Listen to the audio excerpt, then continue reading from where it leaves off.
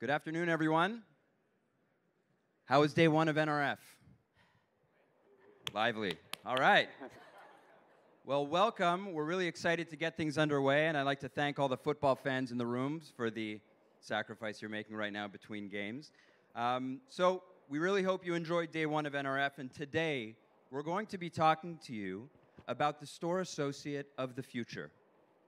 We'll be having a panel discussion with women's apparel retailer Chico's FAS and Salesfloor. And we'll be talking about the role of today's associate and how it's evolving to meet the needs of customers as more technology gets infused into our experiences online. Retailers have a begging need for associates to find new ways to serve and sell to today's online customers as they become more and more omni-channel. So today we're going to hear some best practices from Chico's about how they are empowering their stores with data science and technology like Salesfloor to help their store associates compete and succeed in the future. So to kick things off, I'd like to just give a quick round of introductions to our panelists. I'll introduce myself first. My name is Ben Rodier. I'm Chief Customer Officer of Salesfloor, and I'll be moderating today's panel discussion.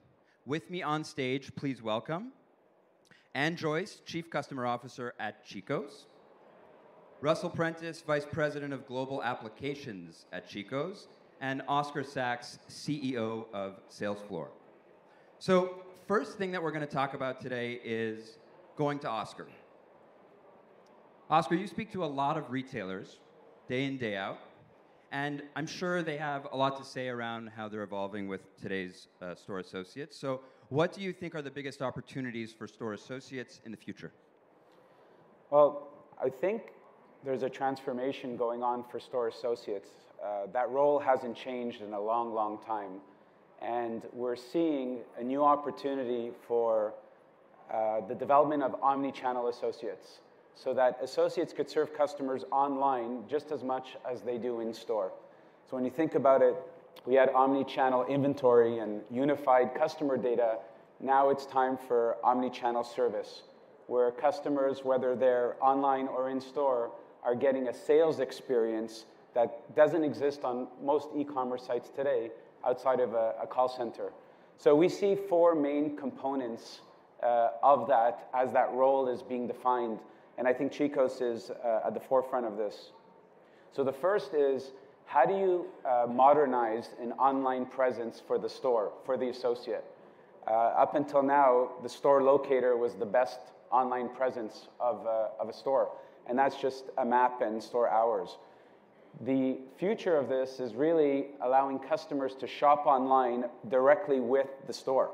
In fact, maybe that's what e-commerce should have been from the beginning instead of a separate channel. So how do you bring the associates online in a way that customers can get a differentiated experience like they do in the store?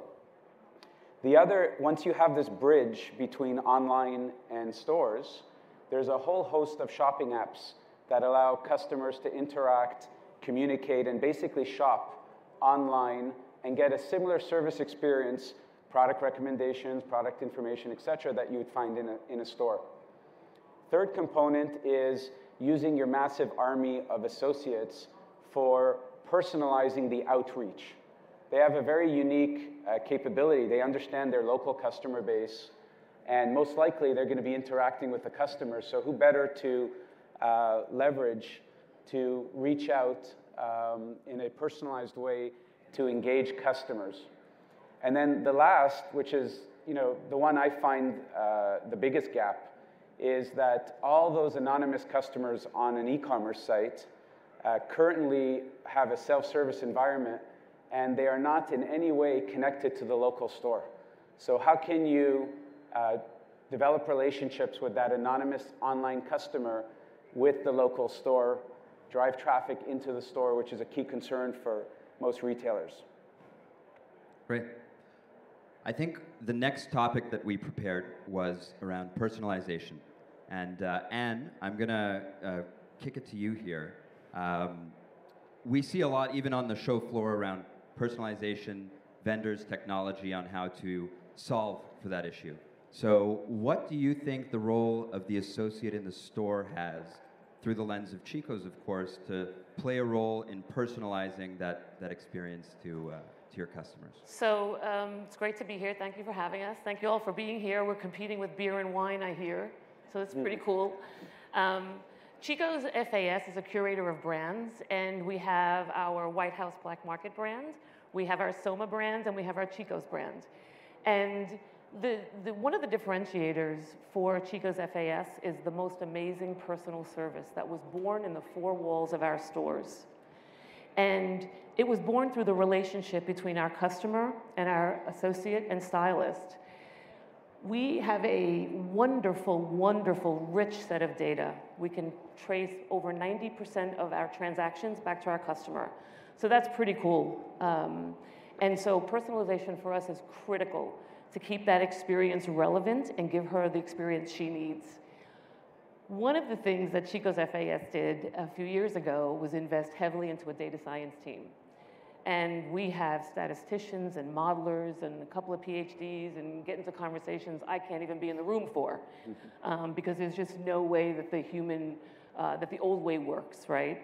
And so they help to build algorithms to really generate the right personalization, whether it's products or offers or experiences. And one of the tools that we use many tools like most retailers, but one of the tools we use is Salesfloor. And so feeding the information to Salesfloor, making it available to our associates has been something that we've been working through now for the last couple of months. And I'm going to let Russell give you some examples on how that's successful for us. So through this data science, there we go. Through the data science that's coming down, we're feeding Salesfloor customer attributes and product attributes, such as, what is her purchase history? Is she an online shopper? Is she a brick and mortar shopper? Is she a mixture? And with that information, our sales associates are now empowered and can give more personalized recommendations to her. So one of the examples that I can think of is, for instance, we have a consumer that may come in 4 times a year. And as we approach that 4th time, we can now send that information down through the Salesfloor app as a task, if you will, to reach out to that customer and get a hold of her and show her some curated outfits as she's approaching that 4th visit. Another example is we have a great franchise called Zenergy in our Chico's market. And we know that she responds very well whenever we do a new floor set and new Zenergy product come in. And it's another example of when we know that new product's coming in, we can give her a little bit of a teaser, if you will, to get her excited about it so that she can either come in or even view it online.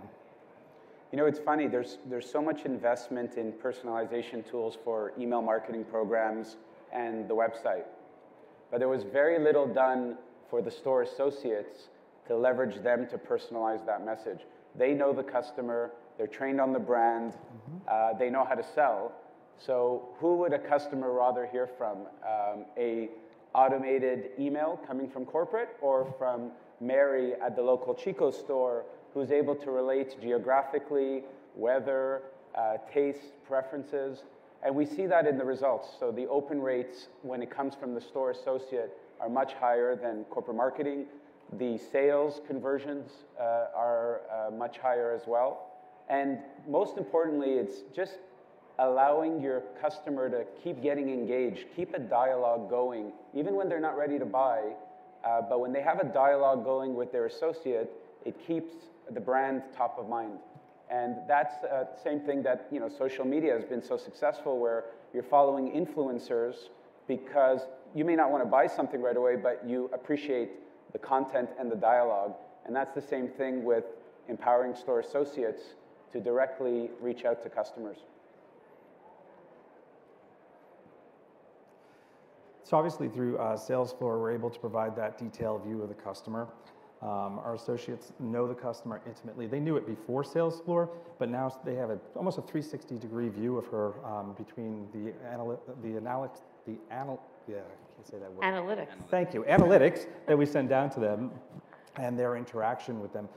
She now has a one-to-one high-touch communication with them. And as we get into more of the personalized communication, within Chico's, we had something called a preference center already built, and Salesfloor brings a whole new avenue to that. So we're maturing our preference center, and really what that is we all know, historically how we need to have the product right in the right place, when at her convenience, when she wants to buy it, where she wants to buy it. Well, the same thing goes with communication, right? So who does she want to hear from? And Oscar just had stated, would she rather hear from somebody that she knows in her local store, or would she rather be opening an email from corporate? And we know that it's from her local store, somebody she's familiar with. In addition to that, the SMS abilities or capabilities that the tool provides sets a whole different stage for how she wants to get communicated to. So in addition to Preference Center, a couple of things that I wanted to talk to you guys about is the lookbooks that get created as well. So if you think of a use case where she's in the store maybe and she's trying some product on in our fitting room and she's not sure if she wants to get it, or maybe she's in a rush. Well, meanwhile, our stylist outside that fitting room is scanning in those items and just asking her, just, do you want me to send this to you? And she sends her a lookbook that consumer can then purchase off of, or if she wants to, she can also then perhaps text somebody in the store if she has more questions, or reach out to her stylist. So a couple of different ways of that personalized one-to-one communication, which is so important. The ability for associates to reach out has been, out there for a while. One big trend over the last couple of years is really that associates now can attach clickable products to these communications, whether it's WeChat, a social post, an email, an SMS, and that allows the customer to click and then buy online, and then the store gets credit for the sale. So Chico's doesn't look at where the sale came from. They look, more importantly, is the customer getting served? And if a store is creating a need for a customer and that customer buys online, that is, in essence, a store sale. And that's been a huge engagement factor for associates. Instead of hoping one day the customer will walk in because of an email, they know that they can advocate, they can market, and customers can just buy online. And the tasking feature Russ spoke about is a really powerful part of that, where the average associate doesn't know when they walk into a store, okay, I'm going to call this person today. But through tasking that's based on automated transactions, you now can tell an associate, your customer bought these pair of pants 30 days ago. Why don't you recommend a shirt that goes with it? So very material and contextual outreach. And when you have 1,000 people sending 2 customer emails a day, that's thousands of one-to-one engagements. That is what really differentiates your brand. And there's nothing like the touch, the way that your personal stylist can touch you.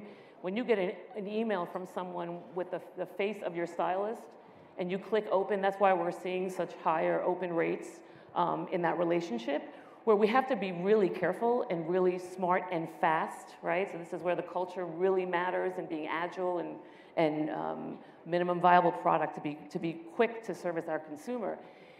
She may open up that email or that text and click to those boards and buy, as long as we're servicing her in the way she wants to be serviced. So because we have her past purchases, we can tell her what she should be putting in her closet or what she may need. But if she sees, let's say I'm the stylist and she sees my face and her click rate is open X% higher than it would be if she didn't see my face, I better have something to tell her. And so that's where the data science and the personalization is so important, because I would imagine as a consumer that would get old as well unless we're delighting her. And so again, another angle where the data science part is critically important. So if we were to now flip it from the associate-facing view and how they engage the customer, and we look at the next topic that we prepared, which is that service gap that exists that a lot of retailers struggle with between online and in-store. Can you talk about what your store associates are doing today to help bridge that gap for the customer? I love this topic, and this is a short session. This is the only time speaking I could actually run on. One of the things that we did at Chico's a couple of years ago is we kicked off our customer experience, customer journey platform, basically, and it's still living and breathing. And what we decided was, because the in-store associate and that experience was so critically important to our customer, we knew that we had to digitize what made it so special. For Chico's, it's our most amazing personal service, or what we refer to as maps. And you could only get maps if you came into the store. So we knew via our customer journey and maps, as well as the fact that the consumer is shopping channelless now, right? So we all know about the move to digital. And so we don't get to give her that most amazing personal service. So how are we going to build more loyal customers? So out of that process came the understanding that we needed to quickly digitize our most amazing personal service so we could get her and keep her with the service she expects online or anywhere, actually. And so we did a few things. Number one, we created an omni organization. And that omni organization is from the leader to the associate and to the stylist. Then we said, from a stylist perspective, we are going to geo-fence your area, and you will be responsible for the sales and the customer within the area that you support. It's not a channel anymore, right? It's your trade zone. Then we said, we need to incent our field, right, and our associates and our stylists, because what's the best way to operationalize something, right? Reward people for it. So it's very, very important that we built the right compensation and reward model to be able to support that. And then lastly, we knew we needed a set of tools that could help us digitize that most amazing personal service so we can meet her in that way outside the four walls of the stores. One of the fascinating points that I'll make about that we are not actually tracking, because we are 2 months in to what will be a complete rollout in about 3 months. So we definitely did minimum viable product and a speed model here. One of the things that we didn't account for, which is fascinating, and we now have to go back and make sure we're measuring properly, is although we've got the conversion on the boards, it's driving traffic into our stores. So we have examples where people are coming in and saying, hey, I got this board, but I really want to try it on. Where's my stylist? And now they're back in the store. And so the initiative, so to speak, and the process is not getting credit for those sales. So we're working through that as well. But that's something that's been something we didn't account on when we did the ROI, but it's something we are absolutely seeing. Russ was giving a couple of really cool examples, I think, from some recent experiences we've had. That's right. In addition to that, there's the storefront too, right? So the storefront is where our individual stylists can create their own web page, and some of our customers can follow her. And so it's kind of not only that one-to-one personalization, but it also has a little flavoring of localization. If you can think about the temperature outside today in New York, we certainly wouldn't want to be teeing up some bathing suits or some short sleeves, right?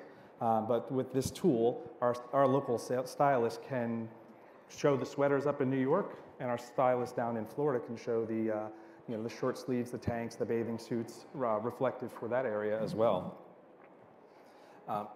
Excuse me. Again, this is all fueled by data science and the personalization that we keep talking about up here. And the trend for localization, we all know that trend has been pretty significant over the last few years. And I was reading recently where now the floor sets are being done 3, 4, 5 times a day, right? So you have a commuting, you're matching her lifestyle, she's on her way to work, and then there's a lunchtime persona, and there's an afternoon persona, and an after dinner persona. And so in the past, in the 4 walls of the store, you'd be able to curate looks. Now you can have that exact same idea digitally and have it be localized. On the flip side of that, some of the associates that do have their web pages out there, they may be top sellers of certain products. We want to know that back at corporate, so maybe we could change our e-commerce sites to marry that and see what kind of performance we do that. So it's the data and analytics coming back as well. I like the story where when you take all our theory and put it aside, the average associate in the store will say, I'm open for business 24/7 and anywhere that my retailer ships. Could be to 60 different countries. Mm-hmm. And these online storefronts, while they don't work 24/7, the associates obviously work during work hours, but they're open to transact online. And they don't see the web anymore as a competition. They are the web just as much. So you get the benefit of differentiating the online experience, but my personal passion about this is the stores have a bigger opportunity than they did before. They can drive online sales, they can transact online, and they can serve customers in real time through things like live chat, messaging, and a host of other shopping apps. Customers can be transacting through their online storefronts. We have stores in New York that sell to China because the retailer ships to China. So it's a new opportunity for hitting those store comps that stores didn't have before. So when you think about kind of what I think we're all saying, it does come down to the relationship. Mm-hmm. And the next topic that we had prepared was what building relationships look like when it comes to online. Shopping online, I can speak for myself and probably many of us in the room, it's a largely anonymous process. It's actually quite lonely. It usually sometimes happens in the middle of the night. And shopping online up until this point has been largely very different than shopping in the stores. So can you guys tell us a little bit about how that has changed now that associates can serve the online customer? Yeah, I think one of my favorite tools that the tool offers is the chat widget that it has.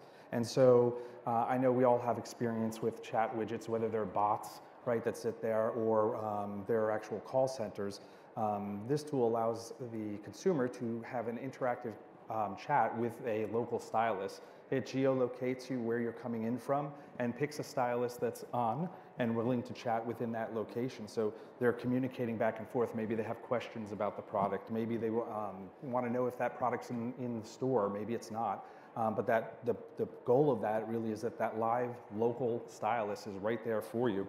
And there was an interesting case that came out of one of our pilot stores where we had a consumer that had, the airline had lost her luggage and she was going to an event.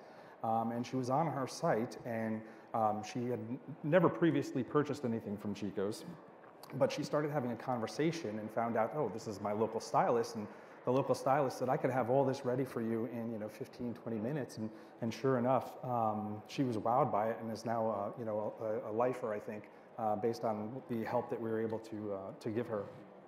It's funny, a few years ago when we first started talking to retailers about connecting the .com traffic to the store, their first reaction was, well, we have a call center for that.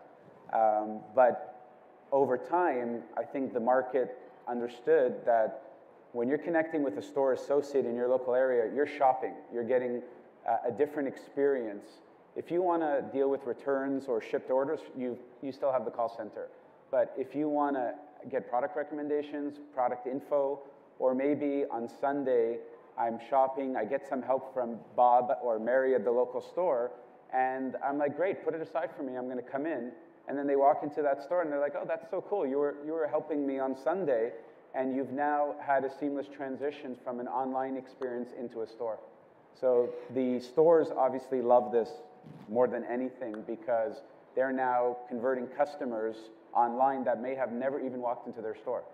And I think the retailers have a business case that says, if you can increase your conversion rate online and have a strong incremental argument, then you're more than happy to reward the stores for that service. And our customer certainly loves it because she's always shopping with her favorite stylist. To your point, Ben, she's no longer lonely, right? She can have that conversation from her living room instead of having to go into the physical store. I want to get back to that whole middle of the night shopping thing. That's weird. Do any of you all shop in the middle of the night? No? Okay. Some of the ways in which we want to drive traffic into stores in the past are pretty typical offers, right? We learned to love returns, right? Because at least you can get another visit and potentially convert that return. Now you're having an experience someone online and she can come in based on the experience she's having. So it needs to be a good one, obviously. The other point, I think that there was a lot of panic initially from the Omni operations team saying, well, we don't want our field and our sales organizations being hit with questions about where's my package and typical call center questions. And so one of the things that I think we were very happy to see is the way that the tool can route those calls and questions so that you're really dealing with the selling aspect of the relationship with your customer, not the support aspect. You know, everyone's looking for, how do I differentiate myself versus Amazon? Well, that's how you do it, is you leverage the thousands of associates in the stores to personalize the online experience. That's something Amazon can't do, and that's a critical traffic driver to the store.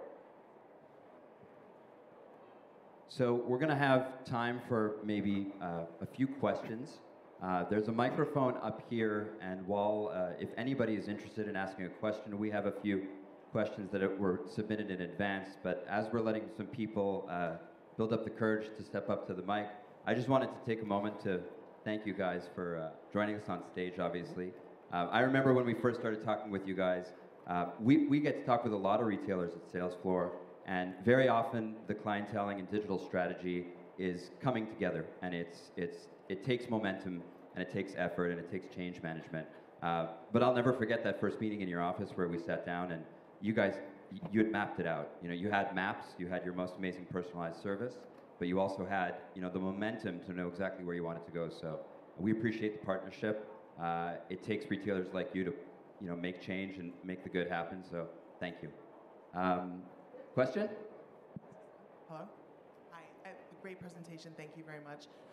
One of the things you talked about was integration between e-com and merchandising to get your omni operations up and running.